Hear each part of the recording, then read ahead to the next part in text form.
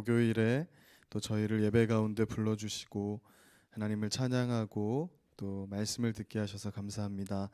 오늘 우리가 그리스도인의 양심의 자유에 대해서 깊이 있게 묵상하고 하나님을 더 깊이 알아가고 또 교회를 새롭게 하는 그러한 마음으로 준비하는 말씀의 시간 될 수 있도록 성령 하나님 함께해 주시기를 간절히 소망합니다. 예수님의 이름으로 기도드립니다. 아멘. 예. 오늘은 웨스트민스터 신앙고백 20장 2항에서 4항까지인데요. 그리스도인의 양심의 자유. 우리 교회 헌법에 보면 교회 정치 부분에서 맨 처음에 나오는 그 양심의 자유에 대해서 살펴보겠습니다. 함께 야고보서 4장 12절을 같이 한번 읽겠습니다. 시작. 입법자와 재판관은 오직 한 분이시니 능히 구원하시기도 하시며 멸하시기도 하시느니라. 너는 누구이기에 이웃을 판단하느냐. 아멘. 예. 우리가 지난 시간에는 그리스도인의 자유에 대해서 함께 살펴봤습니다. 그리스도인들이 예수님으로 인해서 어떠한 자유를 누리는 그런 영적 자유에 대해서 우리가 쭉 살펴봤는데요. 오늘 이 신앙고백 20장 2항을 보면 신자들이 가진 양심의 자유라는 것에 대해서 다루고 있습니다. 그리스도인들이라면 모두 다 이 양심의 자유라는 것을 가지고 있는데요. 그리고 이 양심의 자유는 하나님으로부터 비롯된 것이다, 이렇게 진술하고 있습니다. R.C. 스프롤의 양심이라는 단어의 정의를 빌려보면 여기서 말하는 이 양심이라는 것은 뭐냐면 우리의 도덕적인 감각, 옳고 그른 것을 분별할 수 있는 그런 마음의 어떠한 작용, 이런 것과 관련된 것이라 할 수 있습니다. 이에 대해서 웨스트민스터 신앙고백 20장 2항은 이렇게 진술합니다. 하나님만이 홀로 우리 양심의 주인이 되신다. 그분은 자신의 말씀에 위배되는 인간의 교리와 명령은 물론 예배나 믿음에 관한 문제와 관련해 양심을 자유롭게 하셨다, 이렇게 진술하고 있습니다. 그러니까 신앙 고백의 진술에 따르자면 이 양심의 자유라는 것은 뭐냐면 하나님의 말씀에 위배되는 그러한 인간의 교리와 명령 그리고 전통의 권위에 우리는 복종하지 않을 수 있는 그런 양심적인 자유를 가지고 있다라는 것을 말하는 것입니다. 하나님만이 홀로 양심의 주인이 되신다라는 이 말 자체가 루터의 말에서부터 비롯된 거예요. 그러니까 루터가 오직 의인은 믿음으로 산다라는 말씀을 가지고 믿음으로 우리가 구원을 얻는 것이다, 믿음으로 우리는 의롭게 되는 것이다라는 이 칭의에 대해서 보름수 국회에서 이것을 진술합니다. 사람들에게 진술할 때 거기에 모여있던 세상의 권력자들, 왕과 또 당시 정치 지도자들 그리고 교회의 지도자들, 당시 로마 교회의 그런 지도자들로부터 너의 그 칭의 교리를 철회해라, 교회가 그것이 아니라고 하는데 너는 왜 그것이 맞다고 하느냐라고 협박을 하는 거죠. 말 그대로 이제 루터는 목숨을 거는 겁니다. 그때 루터가 이렇게 그 권력자들의 명령에 복종할 수 없다라고 말하면서 이렇게 말합니다. 만약 제가 거룩한 성경이나 명백하고 평이하고 분명한 이성으로 말미암아 확신하지 못한다면 저는 철회할 수 없습니다. 왜냐하면 저의 양심은 하나님의 말씀에 사로잡혀 있기 때문입니다, 이렇게 진술을 했습니다. 그러니까 루터가 교회가 아무리 말하는 것이고 세상의 권력자들이 말하는 것이라 해도 그것을 따를 수 없는 이유는 그것이 성경의 권위에 위배되는 것이기 때문이다. 그러니까 이 양심의 자유라는 건 뭐냐면 우리가 그냥 아무 생각 없이 신앙생활을 하고 그냥 살아가다 보면 세상의 권력이나 또 교회의 권위가 우리에게 뭔가를 요구할 때 그것이 하나님의 말씀에 위배됨에도 불구하고 거기에 억압당해서 거기에 순종하는 모습으로 나아갈 수 있는데 우리는 그것을 순종하지 않을 수 있는 양심의 자유가 있다라는 것을 말하고 있는 것입니다. 이러한 자유가 모든 그리스도인들이 있는 거예요. 이를테면 목사가 말하는데 성도는 그냥 따라야지, 이렇게 말할 수 없는 겁니다. 우리에게 이러한 양심의 자유를 하나님이 허락하셨다라는 것을 웨스트민스터 신앙고백 20장이 진술하고 있는 것이죠. 그래서 신자들은 오직 홀로 양심의 주인이 되시는 하나님의 말씀의 권위에만 순종하는 자들입니다. 사람의 권위에 굴복하는 자들이 아닌 것이죠. 그래서 이것을 반대로 생각해 보자면 인간의 권위에 복종해서 하나님의 말씀에 위배되는 교리를 믿거나 그런 계명에 복종하는 것은 양심의 참된 자유를 파괴하는 행위라는 것입니다.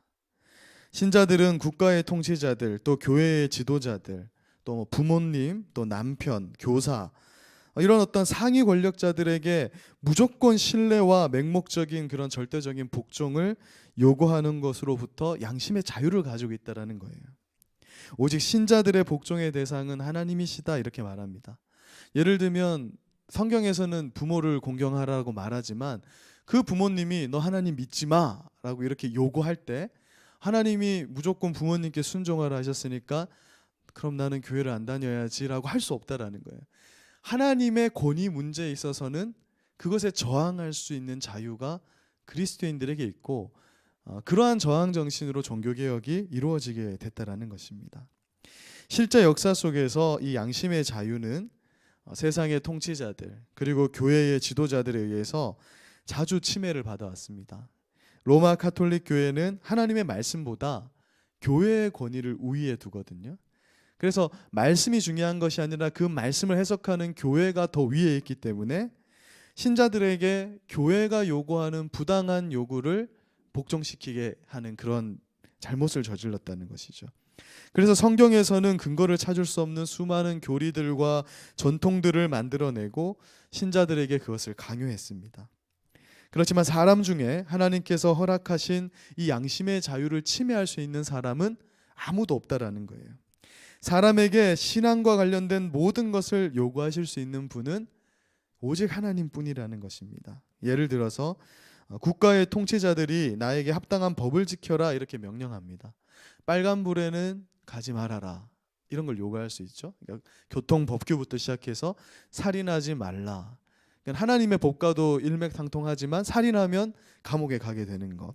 이러한 법을 명령할 때 만약 내가 그 법에 순종하지 않으면 결과적으로 어떻게 되냐면 내가 세상 권력자들에게 순종하지 않는 것이 아니라 그 세상 권력자들에게 권력을 허락하신 하나님의 권위에 도전하고 하나님께 불순종하는 것이 된다.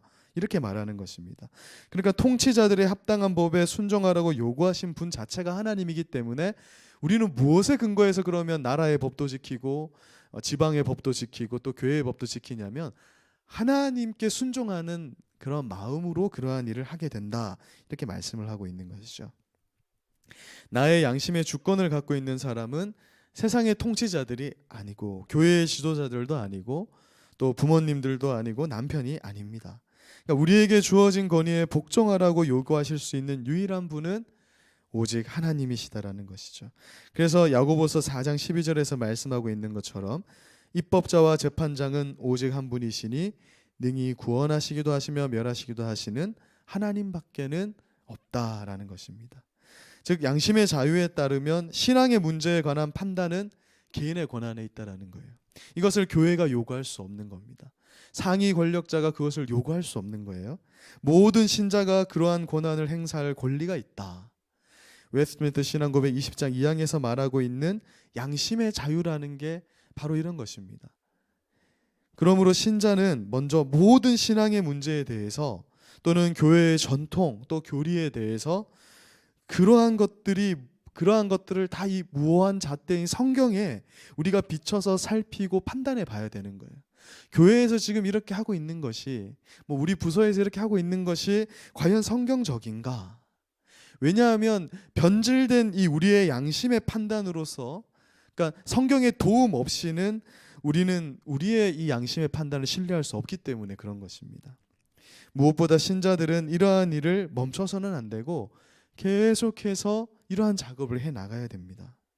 말씀의 잣대 없이 그저 세상적 권위나 또 교회의 권위가 요구하는 것대로 복종하는 것을 결코 하나님은 원하지 않으시는 거예요. 그렇게 되면 그 교회는 망하게 돼도 아무도 그것을 정할 수 있는 사람이 없고 다 같이 망해가게 되는 것입니다. 하나님께서 허락하신 양심의 자유를 스스로 포기하고 파괴해서는 안 되고 우리의 양심의 자유를 사용해서 성경을 근거로 해서 교회를 온전하게 변화시켜 나가는 것이 신자들에게 필요하다라는 것이죠. 우리 개혁된 교회는 늘 강조하는 말이 있습니다. 그게 뭐냐면 이 땅의 교회는 늘 개혁되어야 한다라는 거예요. 이 교회가 완전한 교회라서 우리가 쭉 그냥 그 교회 시키는 대로 가면 되는 것이 아니라 늘 교회는 개혁되어 가야 된다. 지금 뭔가 교회가 말씀적으로 잘못되어 가는 것이 있다면 교회를 우리는 늘 개혁시켜 나가야 된다라는 그 말이 바로 이 양심의 자유와 관련된 그런 표현적인 나온 그런 말이라는 것입니다. 만약 교회가 성경과는 전혀 다른 방향성으로 어떤 일을 잘못 행하고 있을 때 신자들은 교회의 권위에 눌려서 양심의 자유를 침해당해서는 안 되고 성경의 잣대에 비춰서 교회를 올바른 방향으로 나아가게 하기 위해서 기도하고 또 노력해야 되는 것이에요. 그것이 신자가 가진 양심의 자유이고 또 신자가 가진 의무이자 특권입니다. 그리고 그런 의미에서 합신교단의 이 헌법의 교회 정치 가장 첫 부분에 이 양심의 자유를 다루고 있는 거예요. 우린 잘 모르지만 성도들에게 그러한 양심의 자유권이 다 주어져 있다는 것입니다.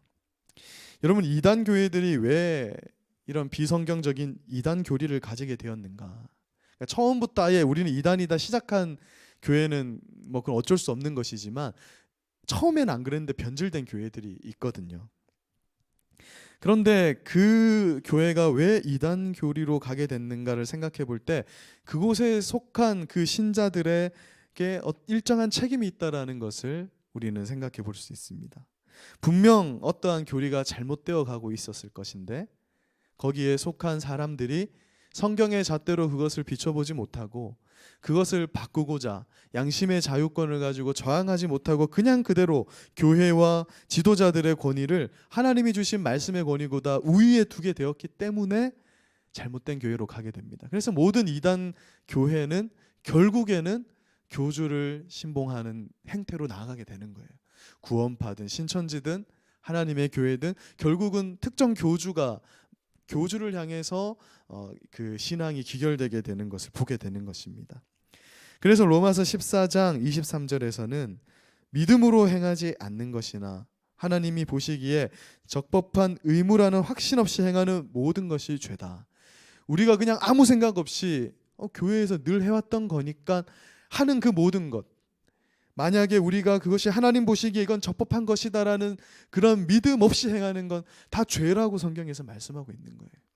우리는 하나하나 교회를 위해서죠. 이것이 교회에 뭐 반대하고 교회를 우리가 혼란스럽게 하기 위해서 이렇게 하는 게 아니라 교회가 정말 하나님의 온전한 교회로 나아가게 하기 위해서 이러한 일들을 해나가는 겁니다.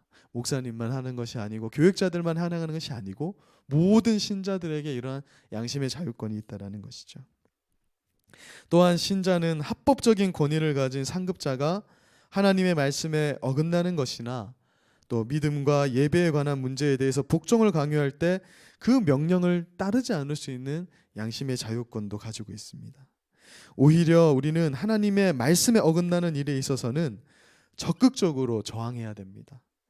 성경은 합법적인 상급자들, 예를 들면 국가의 통치자나 부모님이나 뭐 남편이나 교사나 이와 같은 분들이 이러한 자들에게 분명히 합법적으로 뭔가를 요구할 때는 복종하고 순종할 것을 분명히 명령하고 있습니다. 그런데 성경에서 이 명령하라는 말씀은 무조건적으로 복종하라는 것을 의미하는 것이 아닙니다. 상급자들이 올바로 그들의 권위를 행사할 때 그것이 국가든 교회든 부모님이든 상관없이 올바로 그 권위를 사용할 때 하나님은 그 권위에 순종할 것을 명령하십니다.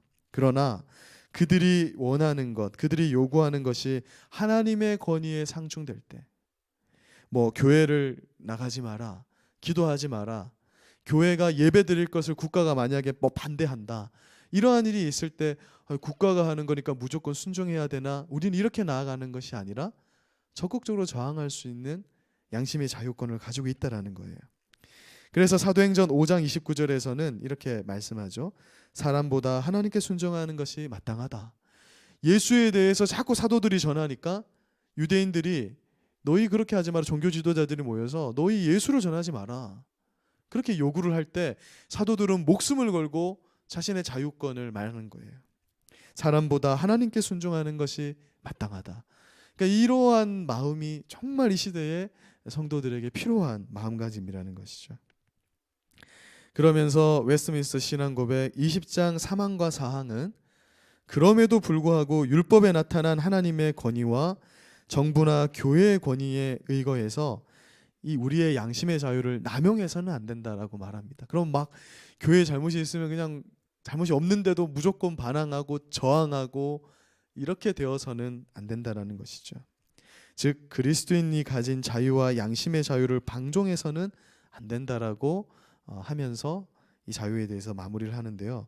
먼저 신앙고백 20장 3항은 기독교인들이 양심의 자유를 핑계로 죄를 짓거나 정욕에 치우친다면 그것은 그 자유의 목적을 파괴하는 결과를 낳게 된다 진술합니다.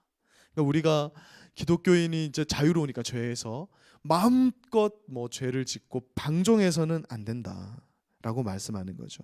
다시 말해서 기독교인의 자유라는 것이 이 세상의 합법적인 법률들을 무시하고 또 하나님께서 요구하시는 합당한 율법의 요구마저도 뛰어넘어서 내 마음대로 원하는 대로 생각하고 행동하는 권리를 말하는 것은 아니라는 거예요. 그러니까 교회에서 예배를 중시하는 이건 성경적인 건데 그리스도인의 자유가 있다 그러니까 나는 예배 그냥 집에서 인터넷으로 드릴래 모임을 폐하고 하는 그러니까 반성경적인 이런 방종의 모습으로 나타나서는 안 된다 이렇게 말씀하고 있는 것이죠. 그래서 웨스트민스터 신앙고백 20장 3항의 후반절의 진술과 같이 우리가 원수의 손에서 구원받은 목적, 그래서 자유를 얻은 목적은 뭐냐면 일평생 주님 앞에서 그분을 성결과 의로 두려움 없이 섬기게 하는 데 있는 것이다. 우리의 진정한 자유는 뭐냐면 죄를 짓지 않는 것에서 짓지 않는 자유권을 가지고 하나님의 말씀을 정말 우리가 마음을 다해서 지키고 살아갈 수 있는 자유를 말하는 것이라는 것이죠. 마음껏 죄 지을 수 있는 자유를 말하는 것이 아니라는 것입니다. 다시 말해서 신자들은 자유를 핑계로 죄를 짓거나 정욕에 치우쳐서는 안 됩니다. 자유가 방종으로 나타나게 되면 하나님께서 주신 자유의 본래의 목적이 파괴되고 만다. 자유는 죄를 지어도 되는 자유를 말하는 것이 아니라 오히려 그리스도 안에서의 참된 자유는 죄의 요구를 거부하고 하나님의 명령에 따를 수 있는 그 자유를 말하는 것입니다. 다시 말해서 하나님은 율법에 대한 의무를 무시하는 양심의 자유를 허락한 것이 아니라 오히려 자신의 명령하신 모든 계명에 절대적으로 또 신속하게 복종할 것을 요구하시는 그런 하나님이심을 잊지 말아야 됩니다. 그래서 우리가 죄를 짓는 자유를 주장하는 그 방종함은 하나님께 범죄하는 행위일 뿐이다라는 것이죠.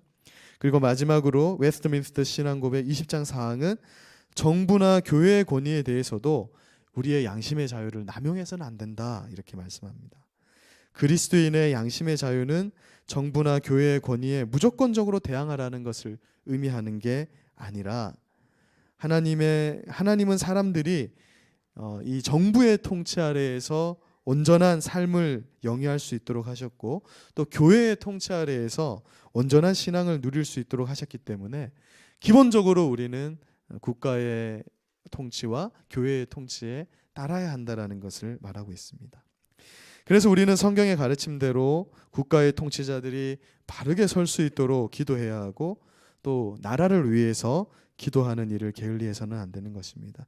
교회의 지도자들이 하나님의 말씀 아래 교회를 온전한 방향으로 또 잘 인도할 수 있도록 우리가 도와야 하고 또한 기도해야 하는 것이 이 양심의 자유를 올바로 사용하는 그리스도인들의 모습이라는 것입니다. 물론 앞에서도 말씀드렸다시피 국가의 권력, 교회의 권위라고 해서 무조건적으로 순종해서는 안 된다라고 말씀드렸죠. 이것은 하나님의 뜻이 아닙니다. 만약 그들이 명백하게 하나님께서 금하신 어떤 일을 할 때 우리는 그 명령에 불복종할 수 있는 그러한 양심의 자유권을 가지고 있습니다.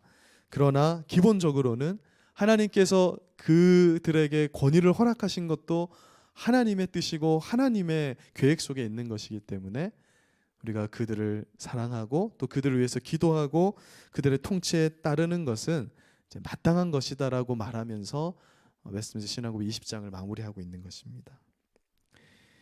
자, 말씀을 마무리하겠습니다. 자, 성경이 우리에게 분명히 가르치는 것은 정말 하나님에 반하는 것이 아닌 경우에, 하나님의 말씀에 위배되는 것이 아닌 경우에 우리는 하나님께서 우리 위에 두신 권위에 순종하며 사는 것이 마땅하다라는 거예요. 그것이 국가의 통치이든 교회의 통치이든 또 우리에게 주신 부모님의 그런 통치, 또 교사, 또 우리에게 주신 남편, 그런 어떤 하나님께서 허락하신 그런 상위 권력자들에 대해서 우리가 순종하는 것이 옳다라는 것입니다. 그러나 또한 한편으로는 우리가 신자로서 또 양심의 자유를 가진 신자로서 하나님의 법에 위배되는 것을 요구할 때는 그것에 대해서 거절할 수 있는 자유권이 있고, 교회를 하나님 말씀의 잣대에 비춰서 올바른 방향으로 만들어 나가야 하는 그러한 양심의 자유와 또 그런 권한과 특권을 가지고 있다라고 그렇게 말씀하고 있습니다. 우리가 이 오늘 웨스트민스터 신앙고백 20장의 그리스도인의 자유에 대해서 이렇게 살펴봤는데요. 우리는 분명 그리스도 안에서 참으로 자유롭습니다. 그러나 그것은 우리가 그 자유를 죄와 정욕을 위해서 마음대로 사용할 수 있게 되었다라는 것을 의미하는 것이 아닙니다. 오히려 우리는 그 자유권으로 죄로부터는 자유하고 하나님의 말씀에는 두려움 없이 더욱 기쁨으로 순종할 수 있도록 해야 할 것입니다. 이 그리스도인들의 자유에 대해서 깊이 있게 묵상하시면서 참된 자유함을 가지고 신앙생활을 해나가는 우리 모두가 되기를 주님의 이름으로 소망합니다. 자, 기도하고 우리 함께 기도하는 시간 가지겠습니다.